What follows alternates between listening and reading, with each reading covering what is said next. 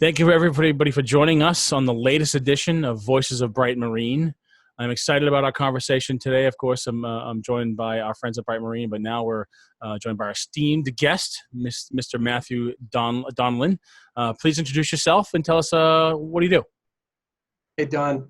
So my name is Matt Donlan. I'm the Chief Executive Officer here at the Addiction Treatment Center of New England on Brighton Marine campus. I've been here a little bit over a year, but our agency has been here going on. It'll be our 40th year here on Brighton Marine in 2021. So we're really excited about that. So we are a small nonprofit addiction treatment center. Mostly outpatient counseling, behavioral health counseling. We offer medication-assisted treatment, methadone, Vivitrol, Suboxone. With counseling, case management. We offer a lot of services around STDs, HIV, and hepatitis C testing. We have an on-site primary care physician. Drug testing, all of the things that kind of surround addiction treatment. We're classified and licensed by the Department of Public Health as an opioid treatment program. And as I mentioned, we've been here operating in the beautiful Brighton Marine campus in Brighton, Mass for the last 39 years. Wow. So you've seen changes on campus, right? The campus has been transformed over recent months and years, right? Yeah, so I think the renovations and the addition to with the veterans housing, the 100 units of veteran housing on Com Ave, and some relocation of buildings and things like that around here is, it's been a work in progress, but, looking outside today, it's absolutely beautiful. It's something that we kind of trademark is that, when people think addiction treatment, they think that, inner city, Sure. Really rough and tumble and, all that stuff. And, we have hydrangeas outside of our building. So that's, that's always a bright spot that I tend to point out. Sure. And it's sort of unfortunate that your organization and what you do exists, right? It's more frequent now than I think most know or really realize. Talk about that. And obviously, you're in a high demand field. Why is this, and and why did you choose this field particularly? So yeah, hundreds of thousands of people suffer every day with addiction, right, in the United States. We know that. Before COVID, it was really on the front lines with the opioid epidemic, with hundreds of thousands of people really needing help, and only like 1 in 10, I think, is the statistic of people that actually get the help that they need. So obviously it's a needed service, unfortunately. And so I'm personally a person in recovery from opioid addiction. And I say that without any fear of stigma or shame, entering my 16th year of recovery. Congratulations. And so there is, there's some heartfelt stuff to it, right? I know that recovery is possible. I know that the help is there. So we're able to reach out and help as many people as possible. I think the nature of the Addiction Treatment Center of New England for the last so many years has been, flying below the radar by design, to not have crowds and things like that because of everything that goes on up in Brighton Marine.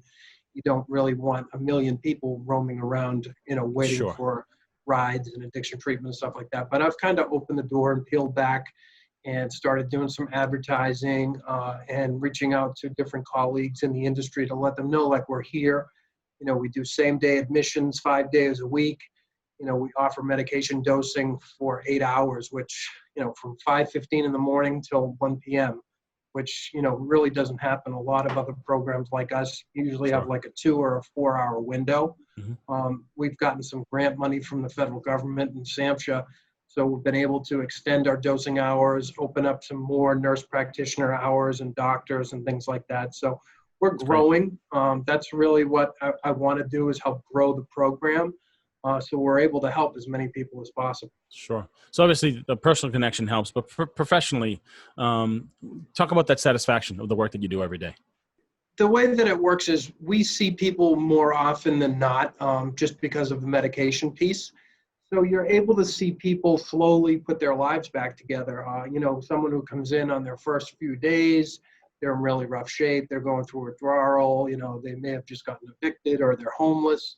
And over the period of time, when we get them stabilized and working with the clinician, working with our medical team, the nurses and all that stuff, we have wraparound services with recovery coaching and job placement and resume writing and all that stuff to see people, they start out, they're homeless, then they get a little job, they get out of the shelter, they get their own place, and that kind of ties into a lot of the work that Brighton Marine is doing over here with, the veterans housing and the single room occupancies that are just getting finished up here. So Sure. we're really on board with helping people piece their life back together.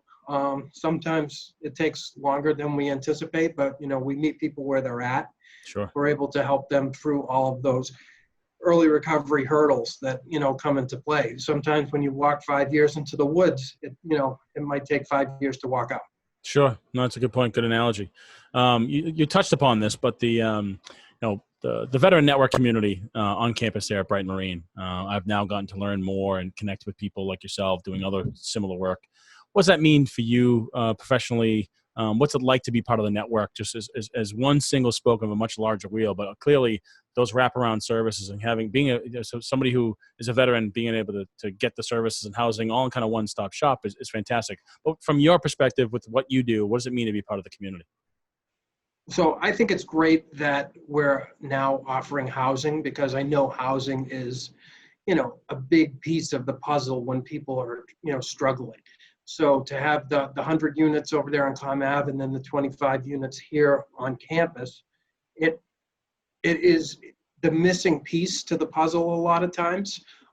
Sometimes we can provide counseling, we can provide medication, we can provide primary care services, but when people walk off the campus, we don't know what they're going to. They could be going to the shelter, they could be going to an abusive relationship, they could be sleeping on a friend's couch. So to be able to see the housing offering is, I think it's amazing. And it's a beautiful campus, and to be able to have this be the first point where someone's residing and gradually moving, maybe even from the single occupancies over into the veterans housing. I think it's a great starting point. Sure. So we're really involved. I have members of my clinical and medical team that are both veterans. So my dad was a Vietnam era sergeant in the U.S. Army, and I also had an uncle who was a medic in Vietnam. So we're really very well connected with the needs and the strength of the veteran network here. And I think it's amazing the work that Bob and Mike and Marlene and Dino and everyone here does to really have a continuum of care services for veterans. That's great. And speaking of vets, now do you and your group see veterans on a daily basis? What's that like? Yeah, so we do. Some of our clients are veterans. They're not. We don't right now anyway. We don't have any active military that we treat, but we do have, maybe 10% of our population that have served the United States of America in some form. And, ideally, I can connect a vet with a clinician who's a veteran because they have some shared lived experience, whether it be, reintegration or PTSD and things like that. So I try to make sure that everyone is connected with someone that maybe be able to help them best. Sure. And you touched upon this earlier too about housing. Folks that are now living on campus, which is fantastic, by the way. If you were speaking to them, what would you want them to know about what you provide and what your team can help them with? So I would really just want them to know that we're here. Number one, I would like, obviously to have them let them know what services we do provide. But really, even aside from the services we provide, if there's something that they need and we can't help them with, I have an entire staff of people that will be able to direct them to the right resources. I mean, ideally, would be able to help them with whatever they need right here. But if there was other things that they need, they could, stop by my office or come to either one of our buildings in Building 2 or Building 5, reach out and ask for help. I mean, that's what recovery is all about, right? One person helping Sure. another, reaching out and ask for help. So we really look forward to being able to serve as many people as possible here. Sure. Obviously, it must be a very rewarding daily, journey for you, both personally and professionally. And love to have you discuss any other ways your organization is supporting veterans other than what you're doing there on campus, and then even the Brighton community as a whole, because you're right there. I mean, Brighton is such a vibrant community these days, and it's a lot of things happening there. Just talk about your involvement in the local community, and as well as with any other veteran campaigns and things like that. So my previous life, I was a Local 7 union iron worker. Okay. And so I retired and went back to school and ended up getting involved after I found recovery in the addiction treatment field. So on a personal level, I work a lot with my former union and helmets to hard hats, Great. getting people involved in apprenticeships in the local trade unions, and keeping track of people, making sure they're following up with everything they're supposed to do, as part of the union.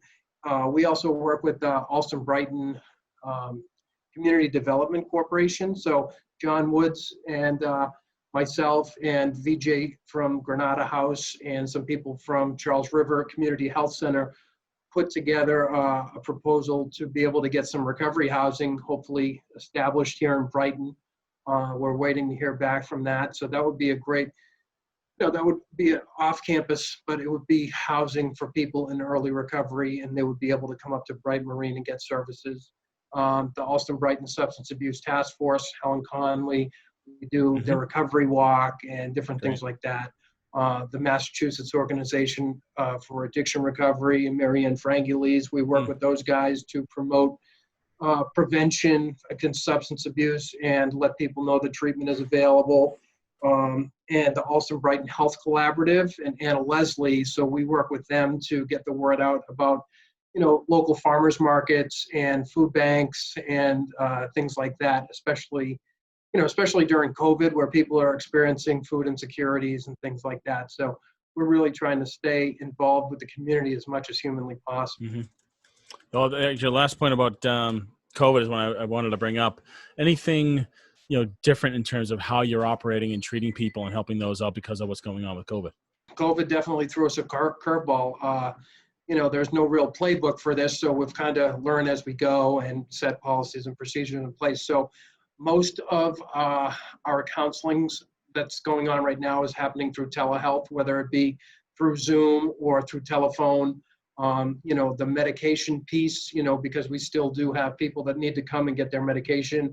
We're doing what they call emergency take-home medication. So, normally where people would be coming every day to get their medication, Sure.